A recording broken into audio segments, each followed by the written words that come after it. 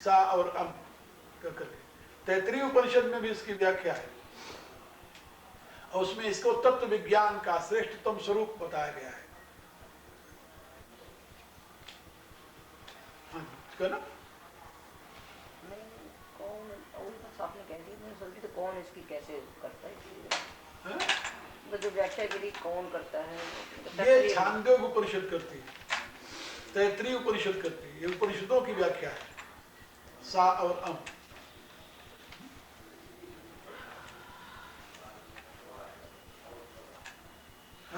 सा और अम तैतरीय में भी सा और अम में से शब्दों का विशेषण। ऋक्च वा इदम अग्रे साम चास्ताम सा एव नाम ऋग साद ऋगा ऋग आसी अमो नाम साम स वा ऋग सामो वा वदन मिथुनम संभवाय ऋग्वेद के ऐत्रेय ब्राह्मण की व्याख्या है।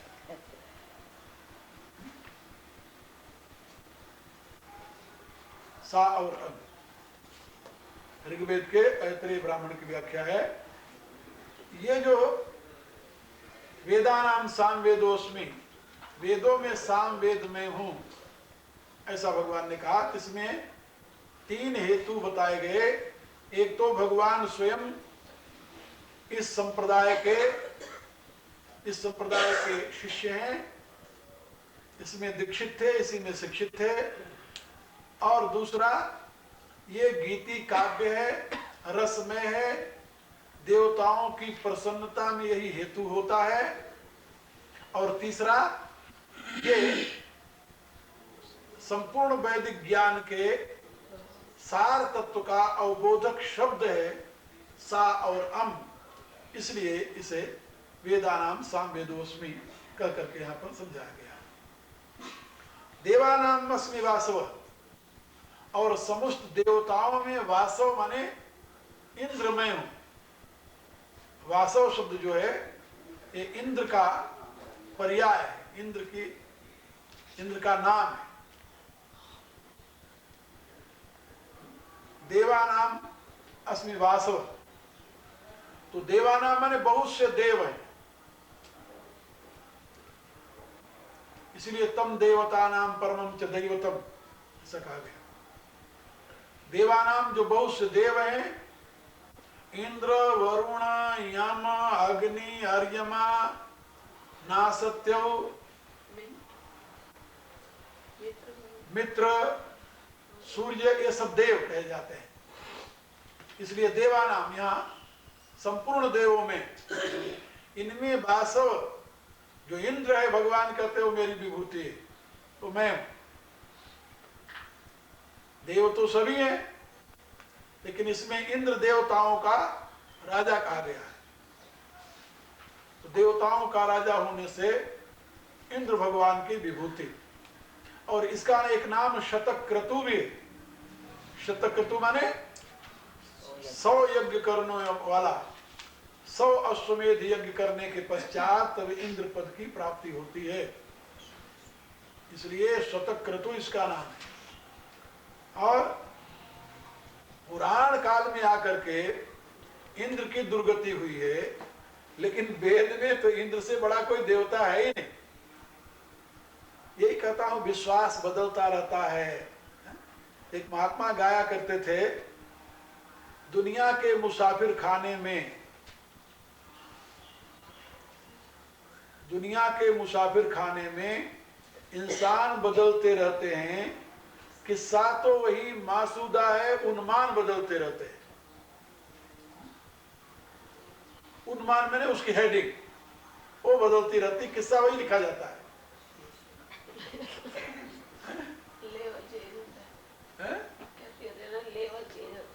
हाँ, शीर्षक, हेडिंग उसकी शीर्षक बदलता रहता है। और बात सही है। देखो, एक परमात्मा को कभी इंद्र नाम से ही पूजते थे, बाद में इंद्र को देवता बना कैसा ढकेला, तो इंद्र की जगह इंद्र का बाप बन करके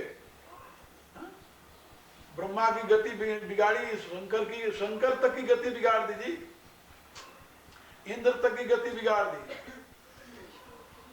राम और कृष्ण को, पहले तो राम को तो इतना नहीं, क्योंकि वाल्मीकि ने इतना नहीं महत्व दिया राम को बताया तो भगवान के अवतार के रूप में। महाभारत में भी इतना महत्व नहीं कृष्ण का। महाभारत के कृष्ण जो है वो विष्णु के अंशावतार है, लेकिन श्रीमद् भागवत में ला करके भगवान कृष्ण को वहां पहुंचाया जहां शंकर जी भी नाक रगड़ रहे हैं, इंद्र भी नाक रगड़ रहा, ब्रह्मा भी हाय तो वह मचा रहे हैं, ये सब भी सब नाक रगड़ रहे हैं।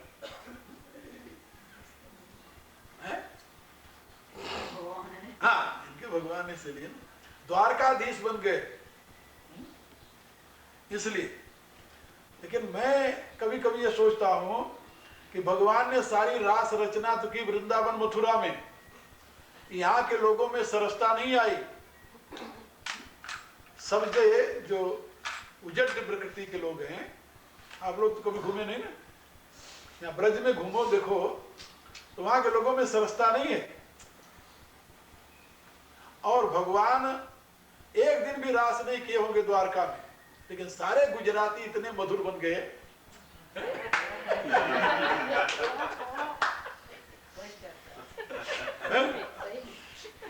सही, आज तो पार्टी होगी जी।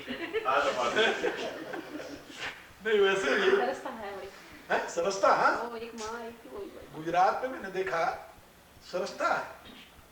हालांकि भगवान ने गुजरात में जब तक रहे लड़ते ही रहे और कोई दूसरा काम नहीं किया उन्होंने, लड़ते रहे। तो गुजरात में द्वारका महाभारत में है उसका तो। और आखिर में जाते से जाते सब अपने पूरे कुटुंब को ऐन सफा करके तब गए। लेकिन भक्ति का प्रभाव जो है गुजरात में, तो भक्ति कहती है ना कि मैं कर्नाटक में पैदा हुई और सौराष्ट्र में जाकर के बढ़ी। उसकी जवानी सौराष्ट्र में आई, गुजरात में नहीं, सौराष्ट्र में। ये पहले दो अलग अलग प्रांत थे ना, गुजरात अलग था, सौराष्ट्र अलग था। तो सौराष्ट्र में जाकर बढ़ी, लेकिन कहती है मैं वृंदावन में आकर मेरी ये गति हुई। तो ये मैं बता रहा था कि किस प्रकार से देवताओं की महत्ता बदलती रहती है। पहले इंद्र सबसे बड़ा देवता था, फिर अलग अलग देवता। अब इस समय यदि पूछे कि सनातन धर्म में सबसे बड़ा देवता कौन है, तो रामकृष्ण के सिवा और किसका नाम लोगे? क्योंकि विष्णु भी उनके अंश हैं, शिव भी उनके अंश हैं, परब्रह्म परमात्मा निराकार में है और साकार में राम या कृष्ण है बस। और शैवों की दृष्टि से शैव शिव भी माने जाते हैं। लेकिन जहां पर पुराणों में शिव को भगवान की उपासना करते बताया, तुलसीदास जी ने तो बैलेंस बराबर रखा कि राम शिव की उपासना करते हैं, शिव राम की करते हैं। लेकिन कृष्ण उपासकों ने तो रगड़ दिया, उन्होंने ये बैलेंस नहीं रखा। श्रीमद् भागवत में तो यहां तक ला करके भगवान शंकर और कृष्ण का युद्ध करा दिया, और युद्ध में हाँ बाणासुर के लिए युद्ध करा दिया जी। और युद्ध में भगवान शंकर को हरा दिया, हार गए वो। और जब वो हार गए तब भगवान कृष्ण से उनकी प्रार्थना करा दी वहां पर, नहीं तो अनर्थ हो जाए, सही मार डालें फिर लड़ते रहे। तो उन्होंने भगवान कृष्ण से शिव की स्तुति करा दी और कहा भगवान आपके भक्त को मैंने 4 भुजाएं दे रखी, जितना मेरे उतने इसके है, मैंने इसकी सारी भुजाएं नहीं काटी। खैर ये कवियों की महिमा है, चाहे किसी को ऊपर चढ़ा दे आकाश में, चाहे किसी को नीचे गिरा दे। तो यहाँ पर वेदानाम साम वेदो अस्मि, देवानाम अस्मि वासव। देवों में इंद्र मैं हूं, भगवान कहते हैं। इंद्र नाम का जो देव है वो मैं हूं। और इंद्रिया नाम मनस्यास्मि, इंद्रियों में मन मैं हूं। एक पद में मैंने कहा है, तुम ही कहत दसो इंद्रिन पर मन हम ही को मानो, और पुण्य ताको बस करन कहत हो आपन पर पहचानो। एक बार तो कहते हो इंद्रियों में मन मैं हूं, और फिर कहते हो मन को बस में कर लो तब मैं दिखाई दूंगा। अरे भले भगवान, तेरे को कौन बस में करेगा? जब इंद्रियों में मन तू ही है, तुझे बस में कौन करेगा भाई? तो यह तुमरो खिलवाड़ हो तो प्रभु हम होते भयो दुखारी। तो तुम तो नाटक कर रहे हो और यहाँ जान जा रही चीरी को मरन बालकन के सुखेल भो। तो भगवान कहते हैं इंद्रियाणाम मनश्चास्मि, इंद्रियों में मन मैं हूं। इंद्रियों में, उपनिषदों में मन को इंद्रिय नहीं माना है। इंद्रिय व्यापरा अर्थ अर्थ व्यस्त पर मन, मन सस्तु परा बुद्धि, बुद्धिरात्मा महान पर। तो वहां मन जो है वो इंद्रियों से परे बताया गया है। इंद्रिय व्यापरा अर्थ अर्थ व्यस्त पर मन। और गीता में भी इंद्रियाणी परायण और इंद्रिय व्यापर मन, मन सस्तु परा बुद्धि और बुद्धि पर सस्तु सदा।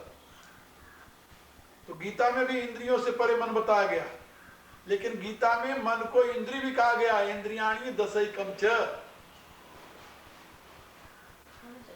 11 इंद्रियां हैं। तो मन इंद्रिय भी है और इंद्रिय नहीं भी है। मन की दोनों स्थिति है, लेकिन मन इंद्रियों का प्रकाशक है। इंद्रियां मन के यंत्र है, इसलिए इंद्रियां मन का, इंद्रियों का मन अधिपति है, ऐसे समझ लो। मन इंद्रियों के माध्यम से ही कार्य करता है। तो जैसे नक्षत्रों का अधिपति चंद्रमा को भगवान ने अपनी विभूति बताई, वैसे यहाँ इंद्रियों के अधिपति मन को भगवान ने अपनी विभूति बताई। इंद्रियाणाम मनश्चास्मि, इंद्रियों का प्रकाशक तो मन है।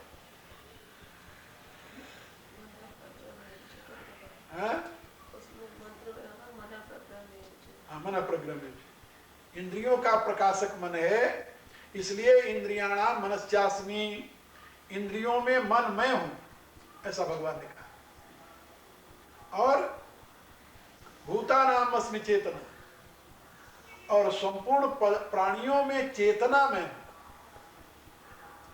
इंद्रियों में मन मैं हूं, ये तो आप लोग समझ गए। इंद्रियों को प्रकाशित करने वाला, शासित करने वाला मन जो है भगवत स्वरूप है, ऐसा भगवान ने, भगवान की विभूति है, ऐसा बताया। जहां पर मन को इंद्रियों से परे गिना गया है, वहां अर्थ किया जाएगा इंद्रियों का अधिपति होने के नाते मन को विभूति का। और जहां मन इंद्रियों में गिना जाता है, वहां पर यही कहा जाएगा कि इंद्रियों में मन परमात्मा का स्वरूप है। वैसे मन की स्थिति जो है वो इंद्रियों के प्रकाशक के रूप में ही है। अहम का पुत्र है मन सांख्य की दृष्टि से, और इंद्रियों का प्रकाशक है। मन के बिना इंद्री काम नहीं कर सकती। मन जिस इंद्री के साथ रहता है वही इंद्री काम करती है। यदि मन इंद्री के साथ न हो तो इंद्रियां कोई काम नहीं कर सकती। मन एवं मनुष्याणाम कारणम बंध मोक्षयो, इंद्रियों के माध्यम से इंद्रियाणाम ही चरता यन मनो अनुविधीयते तदस्य हरति प्रज्ञान वायु नाम। तो इंद्रियाणाम ही चरताम यन मनो अनुविधीयते, इंद्रियों के माध्यम से ही मन विचरण करता है। मन की सारी क्रिया चरगत भक्षणे, मन की सारी क्रिया जो है वो इंद्रियों के द्वारा होती है। इंद्रियां न हो तो मन कुछ नहीं कर सकता। इसलिए इंद्रियाणाम ही चरताम यन मनो अनुविधीयते तदस्य हरति प्रज्ञा वायु। तो ये यहां पर भगवान ने समझाया है। इसलिए इंद्रियाणाम मनश्चास्मि, इंद्रियों का प्रेरक, इंद्रियों का प्रकाशक, इंद्रियों का स्वामी मन जो है भगवान कहते हैं। अच्छा, यदि ये अपने आप को ज्ञात हो जाए कि इंद्रियों में मन जो है प्रभु है, तो मन जब प्रभु है तो मन का यदि प्रभु रूप में चिंतन होने लगे तो फिर तो कभी कोई अनर्थ होगा ही नहीं। मन विभू है, मन अणु नहीं है। मन विभू है, मन व्यापक है। मन की व्याख्या तन्मे मन अश्यो संकल्पमस्तु 6 मंत्रों में यजुर्वेद में किया गया है। बड़ी अच्छी व्याख्या है मन की। मनोविज्ञान की दृष्टि से इससे अच्छी व्याख्या और नहीं हो सकती। यजुर्वेद में, यजुर्वेद के वैदिक ऋषियों की एक एक कृति स्मरण करते ही हृदय भर जाता है कि कितना महान अनुसंधान था उनका। 6 मंत्रों में पूरा मनोविज्ञान ऋषि ने व्यक्त किया है और उसका शीर्षक है तन्मे मनः शिव संकल्पमस्तु। वह जो मेरा मन है वह शिव संकल्प से युक्त हो। मेरे मन में कभी अशिव संकल्प न आए। ये जागतो दूर उपैति दिव्य, यहां शुरू होता है 6 मंत्रों में। तो यहां पर इंद्रियाणाम मनश्चास्मि, मन ही मनुष्य के पतन और उत्थान में हेतु है। मन एवं मनुष्याणाम कारणम बंध मोक्षयो। इसलिए भगवान ने यहां पर बताया कि इंद्रियों में मन मेरी विभूति है, और मन जब इधर उधर करे तो कहो प्रभु ये तुम्हारी विभूति परेशान कर रही है। लेकिन भगवान की विभूति तो कभी किसी को परेशान नहीं करती। जब मन को तुम अपने विषयों के यानी अपने विषयों के भोग का माध्यम बना लेते हो, भगवान से उसे अलग करते हो, तभी तो रोते हो। भगवान की विभूति के रूप में उसे लिए रहो क्यों रहोगे? मनुष्य जब किसी मिले हुए साधन का दुरुपयोग करता है तभी दुखी होता है। तुलसीदास जी ने 2 उपमाएं दी हैं मनुष्य की। का एक तो मनुष्य क्या है, काठ की पुतली, और भगवान क्या है, कहा वो मदारी है, सूत्रधार। उमा दार जोशित की नाई, सबई नचावत राम गोसाई। इसमें दार जोशित जो है उसका कुछ नहीं है, उसका न मन है, न उसकी बुद्धि है, न उसकी कोई क्रिया है, वो सारी क्रिया सूत्रधार की है। ये किसकी स्थिति है? समर्पक, समर्पण योगी, जो समर्पित हो गया है, जिसका अब अपना कुछ नहीं रहा। लेकिन आम आदमी तो समर्पित नहीं है। आस्तिक भी भगवान की शरण ही लेता है, समर्पित नहीं होना चाहता। तो आश्रित जो है, शरणागत जो है, उसकी क्या गति है? उसकी गति है नट मरकट यो सबई नचावत, राम खगेश वेद अस गावत। उसकी गति है बंदर की। जैसे नट के अधीन बंदर रहता है, नाचता है, तो बंदर जब तक नट के इशारे पर नाचे तब तक तो ठीक। जहां उसने नट के इशारे को इधर उधर किया, तुरंत एक साटा पड़ता है उसको। देखते हैं ना, सोटी लिए रहता है, ट्राक मारता है, करके फिर नाचने लगता है। यही स्थिति मनुष्य की। तो तुलसीदास जी की ये बात हमें पसंद आई कि आम जनता तो नटमर कटियो सबई नचावत, राम खगेश वेद गावत। जहां तुम अपनी मनमानी के तहां ऐसी छड़ी लगती है, ऐसी सोटी लगती है कि नानी याद आ जाए तुरंत 1 मिनट में, और फिर चिल्लाते रहते हैं भगवान अब गलती नहीं करेंगे।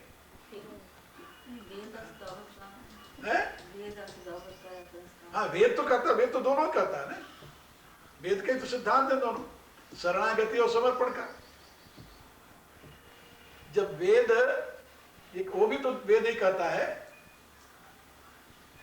यानी भगवान को जब पूर्ण समर्पित हो गया, अपना कुछ रहा ही नहीं, तब तो वो है कठपुतली और भगवान है सूत्रधार। सही यही है। लेकिन जब तक वो भगवान के इशारे पर नाच रहा है तब नट मरकट की तरह है, शरणागत तो है। भगवान को तो मानता है, भगवान जो करता वही होता है, लेकिन अपनी है खेल तुम्हारा जान रहा, पर खेल खेल में करते हैं, बस कारण यही दया सागर जग में रो रो कर मरते हैं। तुम्हारी खेल में हम अपना खेल जब शुरू कर रहे हैं, तुम्हारी खेल तक तो आनंद है,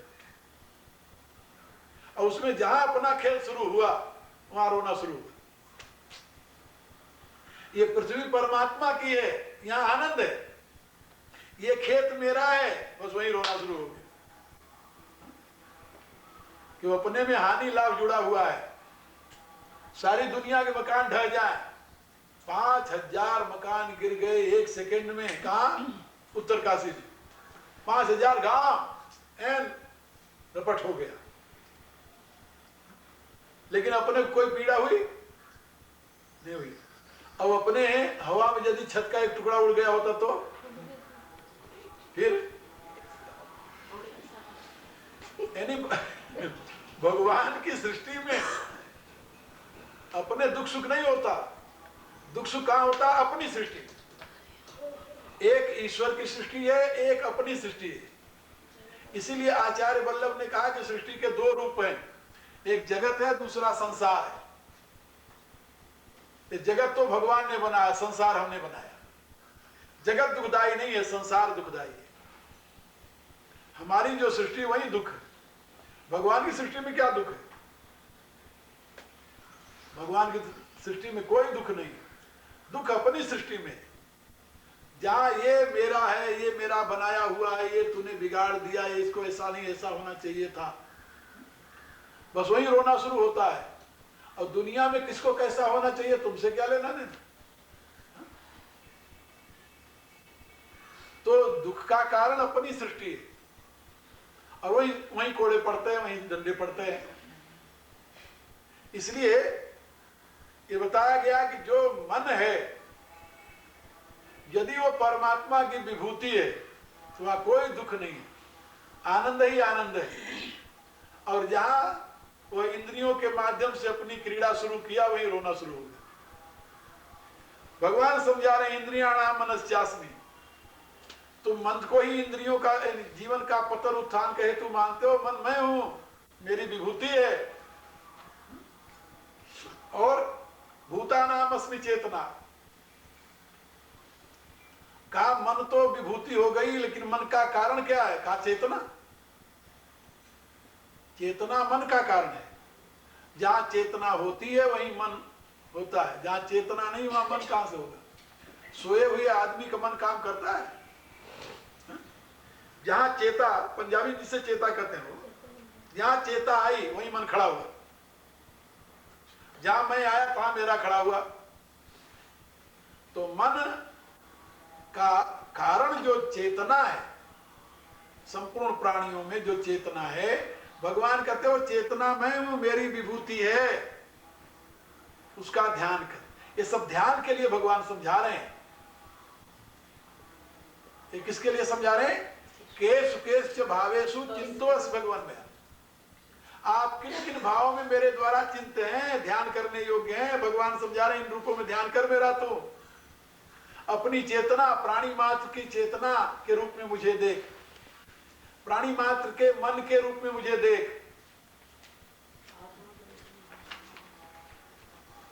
ये भगवान कहते हैं कि ये सब मेरी विभूतियां हैं, इनको, इन रूपों में मुझे देख। इन रूपों मुझे जब देखोगे तुम धीरे धीरे, तो तुम स्वयं एक दिन उस स्थिति पहुंच जाओगे जहां संपूर्ण प्राणी तुम्हें मेरा स्वरूप दिखाई देने लगेगा। तो भगवान के बताए हुए इन सारे साधनों को हम अपनावें। ये यहां पर इस श्लोक में चार बातें भगवान ने बताई है। वेदानाम सामवेदोस्मि। सामवेद, ये सामवेद जो है ये समता का वेद है। इसके लिए एक शब्द है अंग्रेजी में हार्मोनियस। Harmonious knowledge. हार्मोनियम शब्द वही से बना ना, ट्यूनिंग, स्वर के साथ स्वर मिला हुआ हो। ये हार्मोनियम शब्द जो है, ये हारमोनिया शब्द अंग्रेजी का है, ये हिंदी का नहीं है। हिंदी में तो बाजा बज गया। तो हारमोनियम जो है, हारमोनियम माने क्या होता है? समस्वरता। हारमोनियम माने समस्वरता, याद रख लो, काम देगा। तो हारमोनियम माने समस्वरता। तो सामवेद किसका है? समस्वरता का वेद है। भगवान कहते हैं ज्ञानों में वो अज्ञान में हूं, जिस ज्ञान में समस्वरता है। वेदानाम सामवेदोस्मि माने, वेदाना माने ज्ञान बहुत प्रकार के हैं। दुनिया में कितने प्रकार के ज्ञान है, कोई गिनती है? अनंत प्रकार के ज्ञान है, लेकिन ये सारे ज्ञान उस साम ज्ञान के अभाव में व्यर्थ है। यदि कोई व्यक्ति अपने जीवन में समस्वरता नहीं लाया, तो सारा ज्ञान उसका व्यर्थ है। अविद्यायाम अंतरे वर्तमाना स्वयं धीरा पंडितम मन्यमाना जगन्यमाना पर्यंत मूढ़ा अंधे नहीं माना है था। बहुत ज्ञान है उसके, लेकिन जीवन में समस्वरता नहीं है। समस्वरता को बोलचाल की भाषा में क्या कहेंगे अंग्रेजी में? एडजस्टमेंट। बैलेंस माइंड तो है ही, एडजस्टमेंट वहीं से आएगा। सहिष्णुता, सहिष्णु नहीं हुआ, समस्वरता नहीं आई, अपनी राग तो लाप रहा है। आप लोग बाजा तो बजाए हो ना, बाजा हरमुनिया तो सभी बजा रहे हैं। जरा आप सोचिए, खराब हो जाता स्वर, यदि ध के साथ ऐसे सारे एक स्वर देखो, देखो यदि वहां पर स के साथ स यहां बजा रे, यदि उसको अलग अलग बजाओ उसमें देखो कैसा लगेगा? कोई तो ऐसा लगता है जैसे कान खा लेगा ये।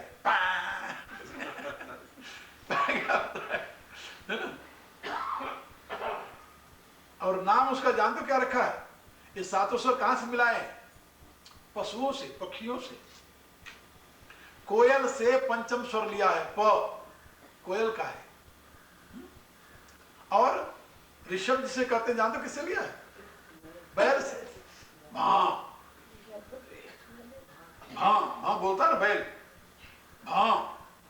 भां जो शब्द है ऋषभ का, वो यदि अलग बजाओ ऐसे करके तो कोई गाना वहां बनेगा? हाँ ना। लेकिन जब उसके साथ बजता है वो समस्वर करके, तो बिना उसके कोई यानी माल को ऐसे यानी राग का उच्चारण ही नहीं, गायन ही नहीं कर सकते आप। इसलिए ये सारे स्वर जब आपस में एक ट्यून में बजाए जाते हैं, ट्यूनिंग के साथ, तब इनका रस आनंद आता है। तो आदमी कहते हैं अपनी डफली बजावे, अपनी राग अलापे, और दूसरे की राग को सुने ही नहीं, समस्वरता कहां से आएगी? समस्वरता माने होता है प्राणी मात्र की राग विभिन्न प्रकार के, दैवत निषाद, पंचम दैवत निषाद गंधर्व, गंधार, ये जो है ना, और ऋषभ, ये 7 स्वर हैं, सातों के बिल्कुल अलग अलग, और इनको मिलाकर जब बजावे तब बनता है सरगम, और फिर उसमें से निकलती है राग, फिर उसको कहते हैं संगीत। समगीत, जहां समता नहीं वहां गीत कहां खाक होगी? तो जीवन संगीत बना कि नहीं बना? जीवन में साम वेद का अवतरण हुआ कि नहीं हुआ? सारे ज्ञान तो तुम्हारे पास हैं, लेकिन साम ज्ञान है कि नहीं है? यदि साम ज्ञान नहीं है, तुम्हारा सारा ज्ञान व्यर्थ है। यदि तुम समस्वर होना नहीं जानते, तुम्हारा सारा ज्ञान व्यर्थ है। ये तुम्हारे जीवन में समस्वरता नहीं है, तुम्हारा सारा ज्ञान व्यर्थ है। एक ही इस श्लोक में भगवान ने पूरी साधना बता दी। कहा किन किन भाव में मेरा चिंतन करना चाहिए? कहा बेटे इन भाव में चिंतन करना चाहिए। पहले तो अपने आप को साम ज्ञान से युक्त करो, और फिर देवानाम वासव, ये तुम्हारे शरीर में देवता निवास करते हैं, देवता, और इन सारे देवताओं में इंद्र मैं हूं। ये अपने शरीर में 33 कोटि देवता हैं, 33 कोटि, और उसको बृहदारण्यक उपनिषद में 33 प्रकार कह करके उसको संवरण किया है। उसमें 12 आदित्य, 11 रुद्र, 8 वसु और प्रजापति और इंद्र, ये मिला करके 33 देवता हुई। 12 आदित्य, 11 रुद्र, 12 11 23, 8 वसु, 31 प्रजापति और इंद्र, ये 33 देवता हुए। इनमें सबसे ऊंचा कौन है? इंद्र। इंद्र सबसे ऊंचा है। इंद्र से बड़ा और कोई देवता नहीं। वो इंद्र जो है वो भगवान कहते हैं वो मैं हूं, और और इसीलिए इसका यहाँ पर नाम क्या रखा है? वासव। वासव माने बसाने वाला। इसी से आप